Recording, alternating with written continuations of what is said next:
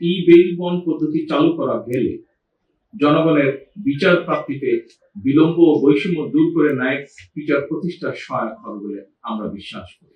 বিচার প্রক্রিয়ায় জনগণের হয়রানি লাঘব করতে সরকার বিচার প্রশাসন ও বিচার প্রক্রিয়াকে সম্পূর্ণরূপে ইলেকট্রনিক ব্যবস্থায় রূপান্তরের অংশ হিসাবে বিচার ব্যবস্থার আধুনিকায়নে ই বেইল বন্ড পদ্ধতির বাস্তবায়ন কর্মসূচি অব্যাহত রেখেছে এবং যার ফলশ্রুতিতে আজ 7টি জেলায় এই প্রক্রিয়াটি চালু হলো।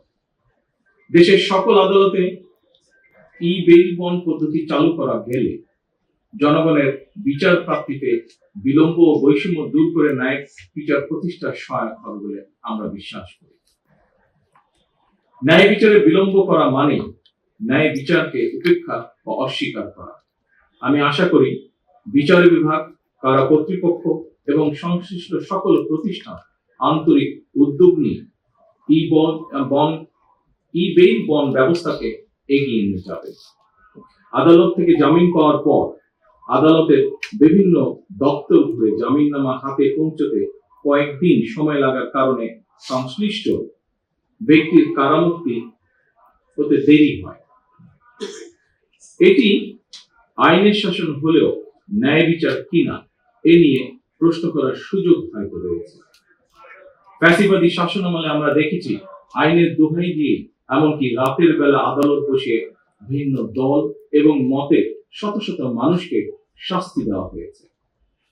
সেগুলো অবশ্যই ন্যায় বিচার ছিল না, বরং আইনি বিচারে আইনের অবিচার চালানো হয়েছিল।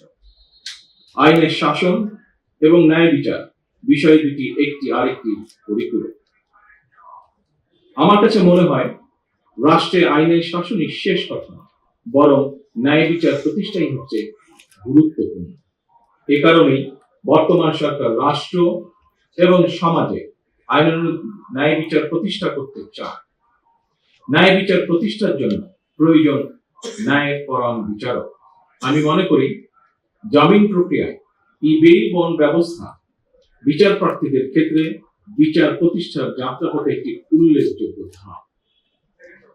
উপস্থিত আইনজীবী বৃন্দ, জামিনের নথি অনলাইনে দাখিল করা ইলেকট্রনিক জামিননামা বা ই বেইল বন্ড পদ্ধতির মাধ্যমে অল্প কিছু সময়ের মধ্যেই জামিননামা সংশ্লিষ্ট ব্যক্তির কাছে পৌঁছে যাওয়ার ফলে বিচার প্রার্থীদের হয়রানি লাঘব হবে ইনশাআল্লাহ।